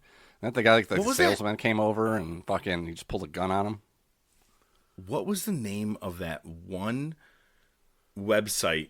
It was like something machinegun.com. I can't remember, but it's like it showed you all the celebrity mugshots? Mugshots. Okay. It was something gun. And man, I loved going in there. You see Big Show, he looks like he's drunk as fuck out of his mind. But the James Brown one, he's got like Bozo the Clown hair just going out to the sides. That's fucking awesome. So maybe that's why he thought he was dead. He's like, man, maybe that was his obituary. Could be. He was fucking dead after that appearance on that pay-per-view he did that one time. Oh my God. Remember that? I do. Well, anyway, back to Nitro. General Erection goes to see Sid, and he wants Sid to save a little piece of Douglas for him at Sin. Probably should make it the shin bone. Next, Jeff Jarrett's with Steiner trying to patch things up. That's a good one. The Thrillers are with Gene. Sanders says he was jumped by Kwee and Vito. And tonight they're going to have a Minnesota Massacre match. Vito and Kwee against randomly selected opponents, which they keep driving that home. And anyone interfering in the match will be fined and penalized. Next, we see Chronic with Luger and Buff. Luger says they told Flair to book Chronic to face Goldberg and Sarge tonight. And if Goldberg loses a tag match, his streak is over and he's going to get fired, even though Flair already said he doesn't care about the streak stipulation. They're still going with it. Lance Storm with Team Canada versus Kidman and the Animals. Mike Awesome joined Team Canada at some point. So there's that. Canadian? I don't think so. And they're going to have a penalty box match at Sin. Yeah. Kidman wins. Can't wait to watch the show. There's a lot of good stuff that's going to happen. Yeah, next week. Beaver Scream. Shane Douglas versus Sid. Sid wins. Sid gets jumped by Steiner and Jarrett post-match. Gene's with Flair. Sanders is out of control. Steiner, Jeff Jarrett, and Sid are running wild. If Jarrett and Steiner don't give it their all tonight, I'll suspend them and I'll strip the title. Then he puts over the penalty box match and says, we need a good ref for a match like that, so how about Jim Duggan? Why not? Then Terry Funk comes to the ring, keeps calling himself the king. Flair's been booking me against nobodies. Crowbar interrupts. Then Mang comes in. Mang hits a death grip to Funk, a sidekick to Daphne. Crowbar comes in with a wooden chair. Mang puts his hand right through it to give the death grip to Crowbar. Mang kills everybody, and then he leaves with the hardcore title. We see a first-person camera shot. Somebody going into Sanders' office when nobody's there. Sanders' sports coat is hanging up, and he opens up the one side, and there's an envelope in there.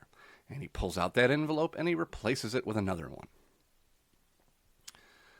Let's see. Chronic versus Sarge and Goldberg. Luger and Buff come to the ring. They work Sarge's broken arm. Doesn't matter. Goldberg gets the pin anyway. He's 35-0 now. And Luger and Buff take everybody out post-match. Main event's coming up. No, actually, this is not the main event. Sanders comes to the ring. He gives the envelope with the randomly selected opponents to the ring announcer. So we get our random opponents versus Kwee and Vito in the Minnesota Massacre Last Man Standing match. So the first three members announced are Sanders, Palumbo, and O'Hare. Big surprise. And then the fourth person is DDP, and the fifth person is Nash. Then Kwee, Johnny the Bull, and Vito fend off the rest of the Thrillers, and the Insiders are the last men standing. Okay, sure. Main event now. Steiner versus Jeff Jarrett, world title. Steiner says he's not wrestling Jeff Jarrett tonight. Flair, you don't have a main event tonight. And then we see Jarrett in the back. He's pacing. Not going to do this. Not going to do this. We come back from break. Jarrett comes out. He comes to the ring. Not falling for these divide and conquer tactics. Flair comes out and says, I'll strip you the title if you don't wrestle. And Jeff Jarrett, I'll replace you at Sin. So then they have the match. Sid runs in, goes after Steiner and Jarrett. The mystery man comes to the ring. He's in this weird fucking getup where it looks like he's fucking got like these belts all over him. He looks like he looks like the Yeti. That's what he looks like. The mystery man goes after Jarrett. The heels get dumped. Good night, folks. Oh, man. I don't think the Yeti's a part of the wars. Can we go back even farther? Oh, just it is. In case? It is. Oh, it is? Oh, it is. Sweet. Dungeon of Doom. I didn't know how much of that was actually still a part of the wars. Booty Man. We get the Booty Man. Yes. Good shit. Well, all right, man. Well, that was a shitty fucking show from Nitro. It was something. Yeah, it was something. It was something.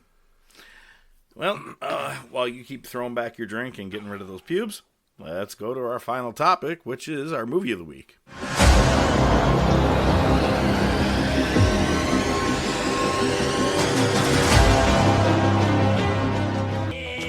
You're looking to rumble, you're looking at me cause I'm the king. And I'm a king. King Crybaby. I'm a king. King Crybaby. A king Crybaby with a tear in my eye. If you're the king, you're gonna cry. A baby cry, a baby cry, a baby cry, a baby cry. Wow!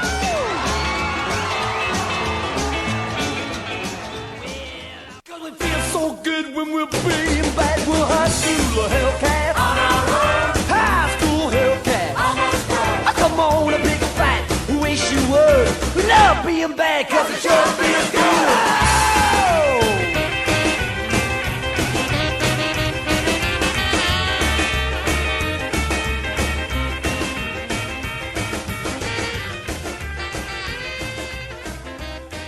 The fact that during our intro, you looked something up, that tells me you didn't watch our movie of the week. Is that correct, ODM? Oh, yeah, no, I did not get to it.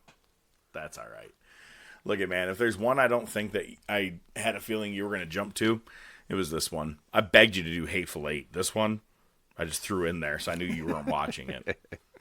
Look at, I think it is. No, I just had to think. It is. It's a cult classic movie. It became that. This was out in, I think it was like 1990 or 1991. And it is a Johnny Depp film. Or not like he made it. I'm saying he's the main star. And as much as you're watching it, you're like, oh, it's a musical movie. I think they still are doing spoofs on themselves in knowing that they are. And I can explain why when you see overall with how things go. But so the movie is Crybaby, and it is about Wade Walker, who everybody calls Crybaby. That is Johnny Depp. And the main storyline is him.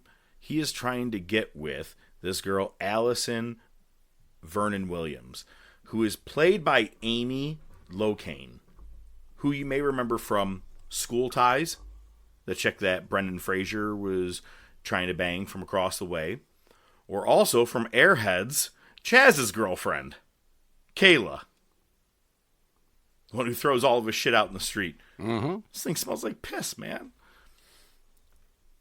So, diving in here, we'll go kind of, not, scene by scene, but more in order of how this movie goes here. So, yeah, spoilers. The funniest thing is it opens up with the song Crybaby. And it's like, Crybaby, oh, oh. And it sounds like a 50s kind of doo-wop song. And it's kids in high school, and everybody is getting vaccinated. And everybody who is getting vaccinated cries. Boys, girls, like a lot of the guys kind of just like look like a bunch of pussies crying. But when Crybaby gets his done, he only cries out of one side of his eye. He only has one teardrop. It's his thing. But we're also seeing a lot of the people, you have the drapes or the squares. So basically, it's West Side Story in a way, but it's the good versus the bad. The squares are, well, Allison and her boyfriend, which is this guy Baldwin, who's a total fucking douchebag. And he's got like 3 buddies. But then on the other side, you got Drapes, which is Crybaby.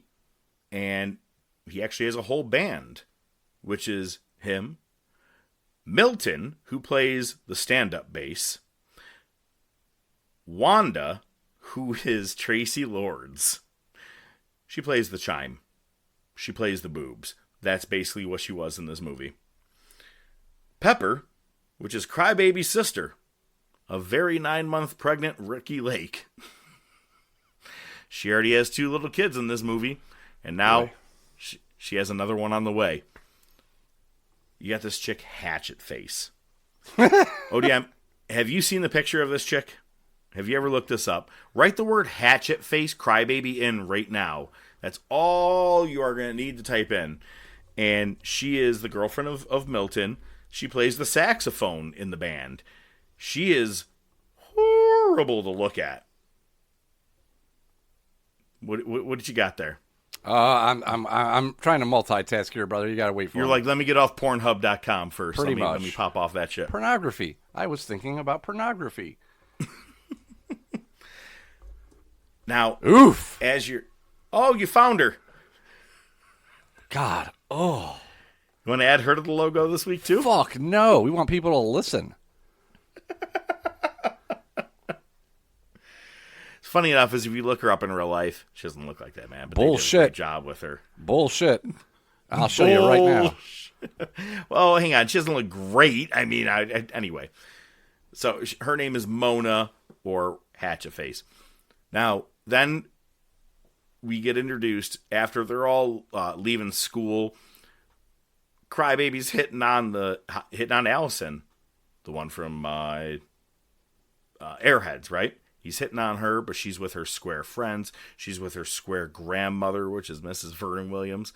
They start chasing him down the road and singing where they're in the left lane singing to them while they're in the right lane. So they're in the wrong lane and, just kind of like being bad people singing or whatever. Anyway, then these drapes, the bad people, well, not bad people, just the hoods, if you will. They go to their home. And when they get there, Johnny Depp goes, "Grandma, Uncle Belvedere." They have the Confederate flag all over the place.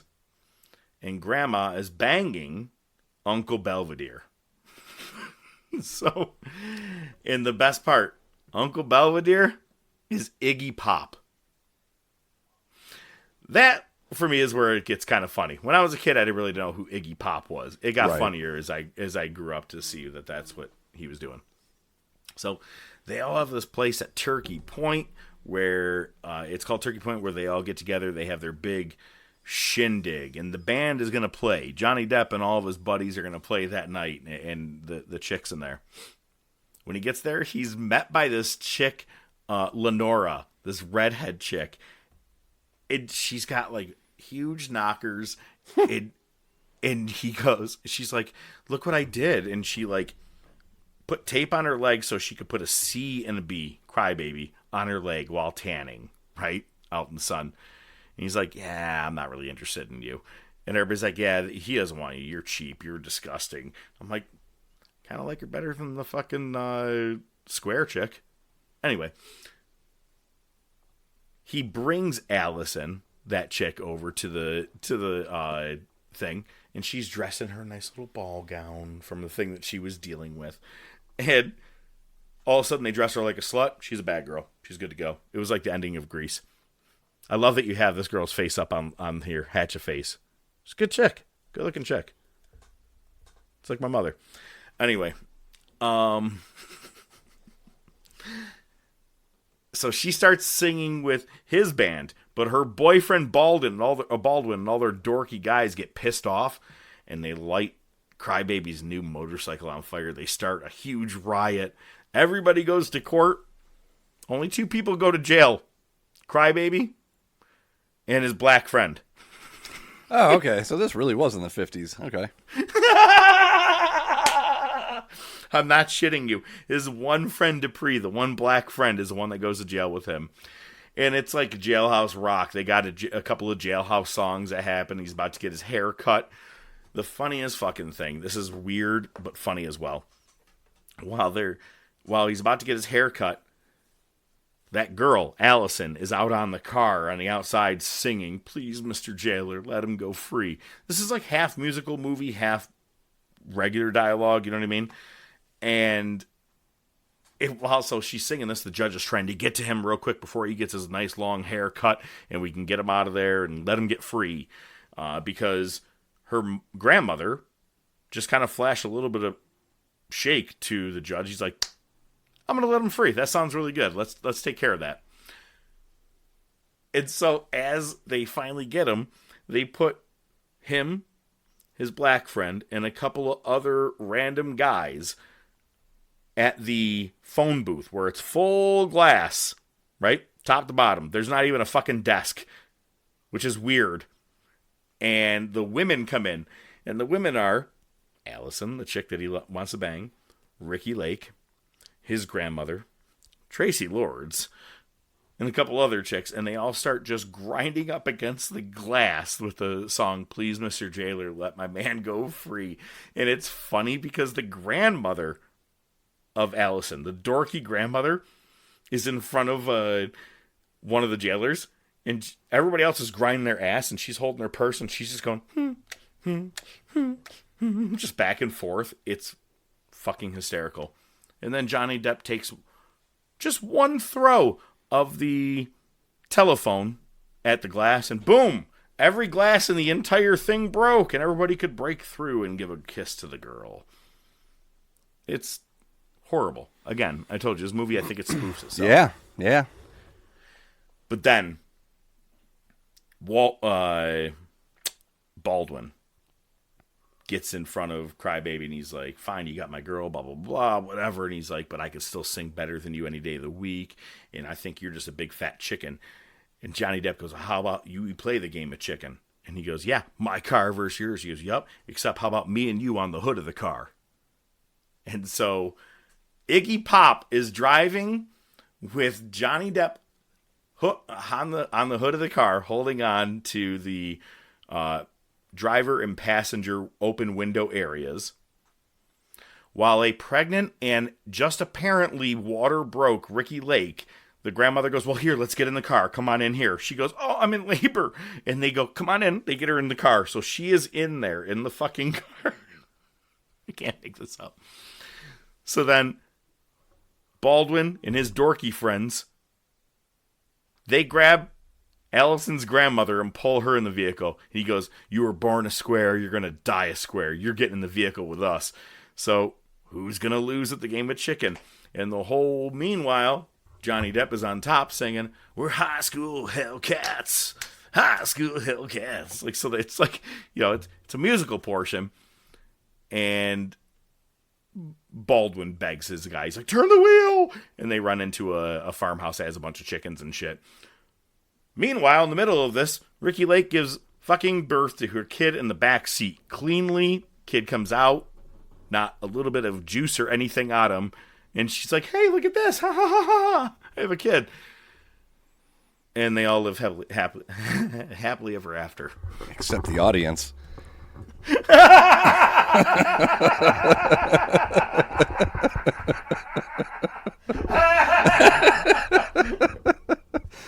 Yo, you would have thought that was primed up. That was very well done. My little sister and I loved this movie. It was on HBO all the time when we were younger, but yeah, I'm with you, man. There's a lot of movies like that me and my brother have that are just absolute dog shit, but they just, you know, you remember them from your youth, so it definitely struck it. This sounds like dollar store grease. It is. It kind of is in some ways. It definitely is. It's. Oh my God! Here's the other thing. Johnny Depp only cries out of one eye socket. His parents were both killed by the alphabet bandit or whatever guy, whatever, and he was going around killing everybody. And his family was, or no, his dad was a part of it or some shit like that. And every time the lightning happened, it made him think of his dad getting electrocuted. The dude was all fucked up and weird and shit. But then finally at the end of the movie, he gets the girl. Bam, can cry out of both eye sockets. Ah, there you go. That's okay. Sure. It's a horribly dumb fucking movie that for some reason I put it on last night. I was like, I'm going to do a fresher on this one. I'm going to have this on in the background while I'm taking care of some shit. It was after Raw, and I was like, I got some time. And it's horrible, but it's also, look at, if you can call yourself a Johnny Depp fan, be like, I really like his acting. Don't claim that you are until you watch this. Don't go, I've watched 21 Jump Street. Everybody did that because of the fucking movie that came out. Watch this. Just watching Iggy Pop, the funniest thing is when they all show up, he's in one of those giant barrels you would use to do bobbing for apples. Naked with a fucking giant brush, just fucking scrubbing his nuts and everything. And like, And he goes, hey, everybody. He goes, oh, y'all caught me in my birthday suit. Was he doing heroin? No, not in this one. Okay. Looks like maybe in between scenes, possibly. Yeah. Solid movie. Look, it's the one that launched Johnny Depp's career, likely. Maybe not. Probably not. Yeah, probably not. So, Crybaby. Give it a shot if you feel like you want to have some fun with it. All right. Next week, when we get back, we are going to be doing some wrestling in our top topic. This one I'm excited about. 2 names come to mind. I bet you we both have the same one at the same time. I would bet you. We're talking greatest sellers of all time. Perfect and Ziggler. Mm-hmm. I would say probably 2 of the best ones. But there are some guys that really, really made other wrestlers look good. Like Hart going into a fucking turnbuckle made it look like the guy actually shot him as hard as he could, you know? So, yeah, that's one of the nastier bumps you can take yourself, you know what I mean? Oh, yeah. So next week, we're going to be talking about the greatest wrestling sellers of all time. I'm excited about that. And I don't mean selling a fake injury, Seth Rollins. Fuck you and your daughter. All right. I'm the Professor. I bid you farewell. He's ODM. He bids you his final thoughts for the week. Thanks, Professor. You know, we're getting close to finishing up The Wire, both of us. I've caught up to you pretty quickly, and we're having those discussions. And all you out there looking forward to it, we are definitely going to be reviewing it. I almost think that we should maybe just take each top topic per season. 1 top topic per season. There's only 5 seasons, so 5 top topics to cover the entire show. I think there's a lot going on there. And to try to cram it into 1 episode, I think it's kind of doing it a disservice, so we can talk about that. And if you're not sure about that approach, my suggestion is something that we will be doing for sure, and that is a 1 season per episode breakdown of Stranger Things. And we're actually going to start with a little prologue right here. Someone just kicked me in the dick repeatedly. If that's all it took, I would have suggested this a long time ago. Yeah? Well, guess what? Go Bills, hit the music! The Bills make me wanna shout, kick your heels up and shout, throw your hands up and shout, throw your head back and shout. Come on now, the Bills are making it happen now. Stand up now, come on and shout. Yeah, yeah, yeah, yeah.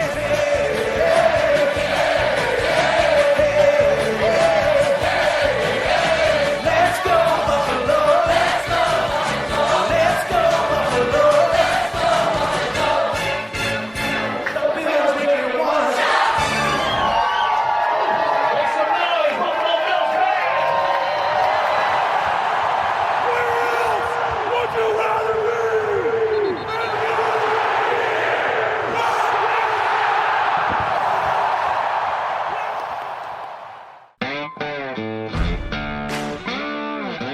The Top of Wrestling Podcast is brought to you by The Top of Wrestling Podcast.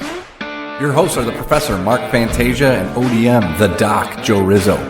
Feel free to reach out to the show by email at thetopofwrestling@gmail.com, on their Facebook page, Twitter page, Instagram page. Remember to subscribe, like, and share.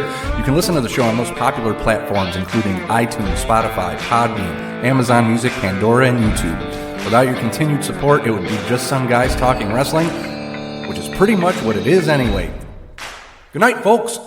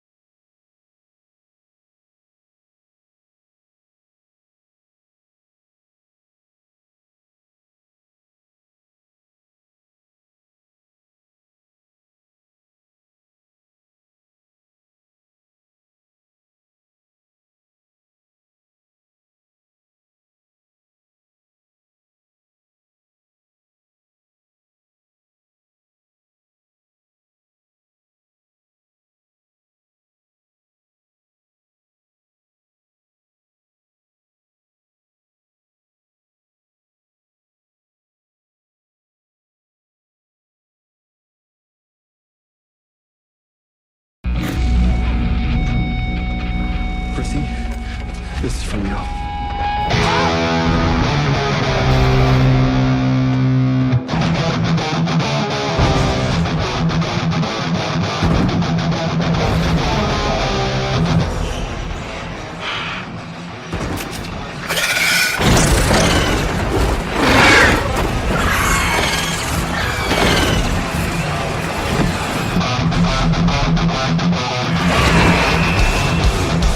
It's working. Let's go.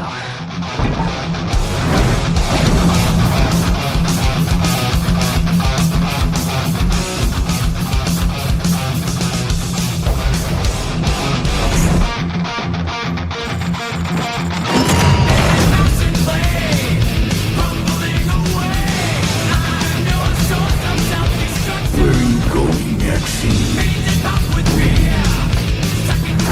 See her? Yeah. I see her.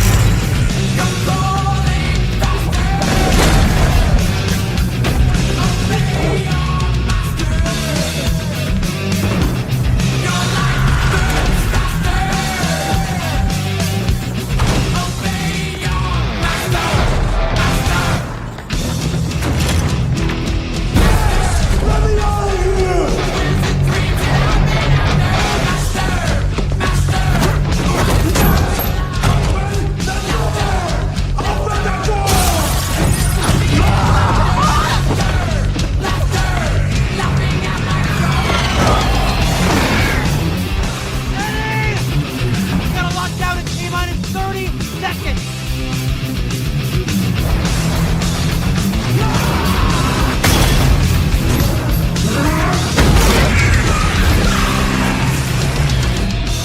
T-minus 20!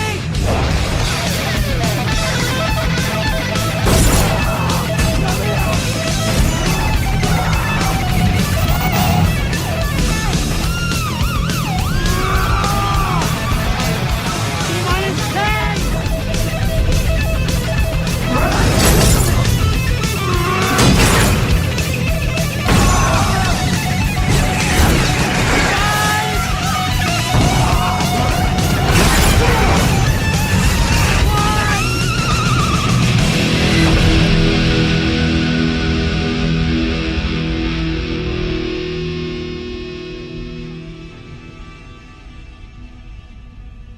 Holy shit.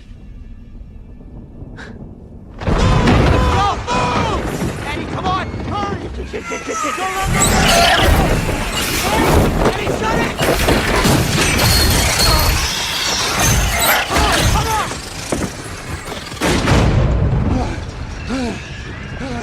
Dude! Most metal!